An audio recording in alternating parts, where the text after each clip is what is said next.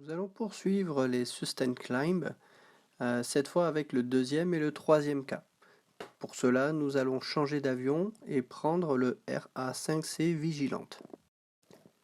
Nous avons donc disposé un RA5C ici, avec une altitude de 6 et une vitesse de 3,5. Nous avons rempli le log sheet en fonction. Donc nous allons effectuer une montée SC. Pour la puissance, nous allons pour la première montée prendre une puissance militaire. Power setting 1000. On regarde ce qui correspond en clean. On a une accélération de 1. Donc on rentre 1.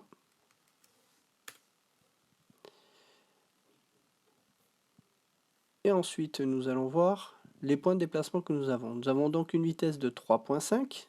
Première vérification, la vitesse mini. Nous devons avoir une vitesse mini qui correspond à la vitesse mini de l'avion plus 1,0. Nous sommes à une altitude 6, nous allons voir donc la vitesse mini. Altitude 6, nous sommes dans la catégorie low. La vitesse mini est de 2,0. Si on ajoute 1,0, cela donne une vitesse mini de 3,0. Nous avons donc une vitesse qui est supérieure au minimum requis pour utiliser pleinement nos points de déplacement. Ensuite, nous avons donc cette vitesse de 3,5. Nous allons donc garder pour le tour suivant 0,5 en FP Carry. Nous avons donc 3 points de déplacement à dépenser pour ce tour de jeu. Si l'on se réfère à notre carte ici, nous sommes bien dans ce cas-là avec un CCC qui est compris entre 1 et 2. On regarde ici. Nous sommes donc une altitude 6, nous sommes donc en low. En puissance militaire, nous avons un facteur de 2,0. On est donc bien dans ce cas, puisque c'est inférieur ou égal. Nous allons donc utiliser les 2 tiers de nos points de déplacement pour le déplacement vertical et 1 tiers pour le déplacement horizontal. Ici, le calcul est vite fait. Nous avons 3 points de déplacement. Nous allons donc en utiliser 2 pour le déplacement vertical et 1 pour le déplacement horizontal. On va donc pouvoir déplacer l'avion d'un point et faire augmenter son altitude de plus 2, puisque nous avons 2 points de déplacement sur le plan vertical. Donc nous allons avoir une altitude de 8 au prochain tour.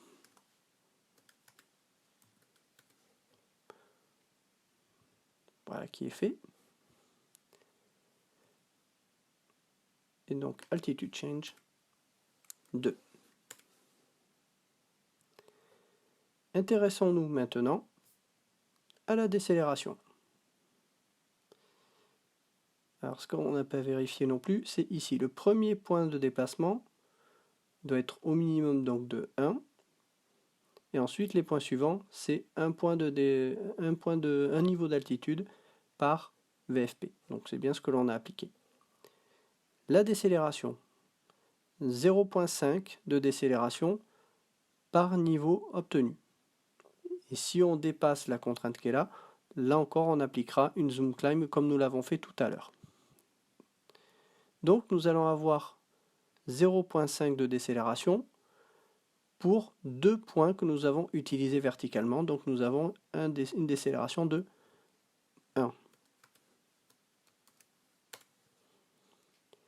Ici, les acceleration point et les deceleration point s'annulent. Nous avons donc aucune variation concernant la vitesse. Et on ne conserve pas de point de décélération ni d'accélération pour le tour suivant. La vitesse sera donc inchangée à 3,5.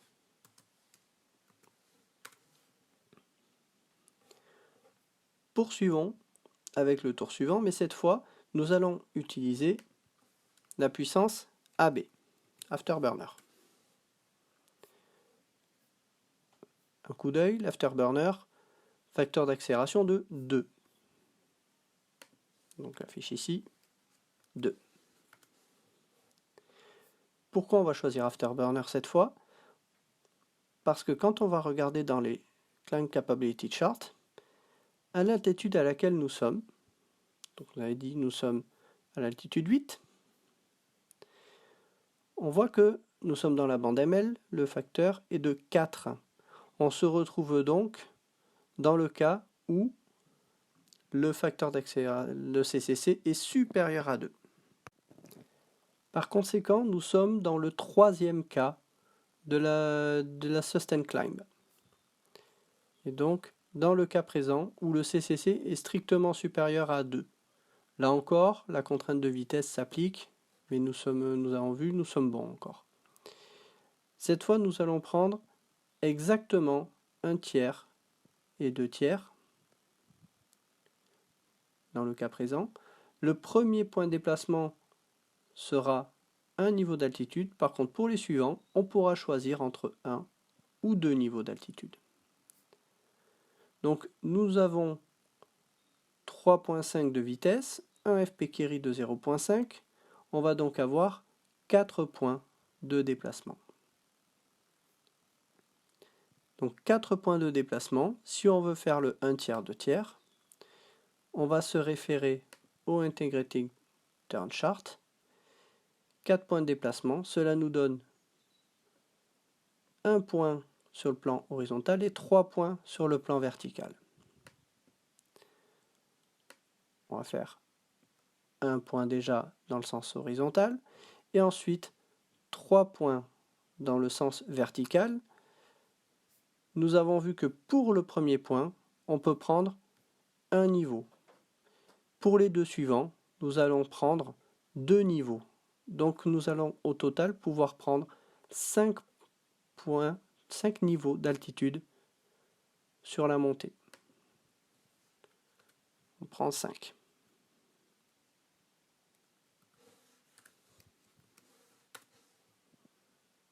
Ce qui est, on le voit, est intéressant ici.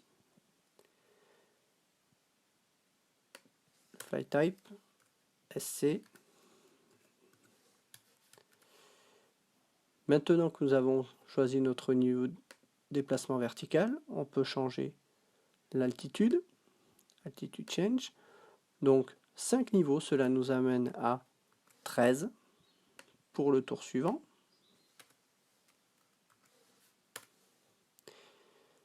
Et nous n'aurons plus de decel carry puisque nous l'aurons utilisé sur ce tour.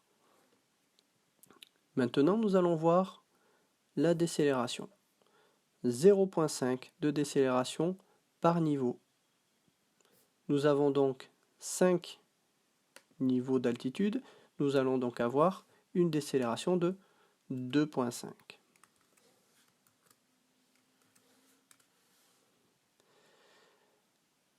On fait le total des acceleration points et des deceleration points.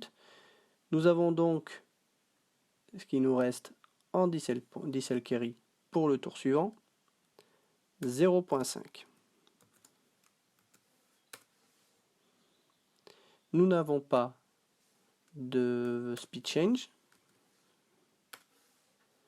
ce qui fait que pour la vitesse suivante, au tour suivant, nous aurons 3.5 de vitesse. Voilà qui conclut les montées en sustain climb avec les différents cas que l'on peut rencontrer. Comme on peut le voir, la sustain climb est plus adaptée lorsque l'on souhaite maintenir la montée pendant plusieurs tours par rapport à la zoom climb que nous avons vu dans la première vidéo. Le paramètre de puissance est également important puisqu'il va permettre de combattre la décélération qui sera entraînée par ce type de montée et de pouvoir ainsi gagner plus de niveau d'altitude tout en limitant la perte de vitesse.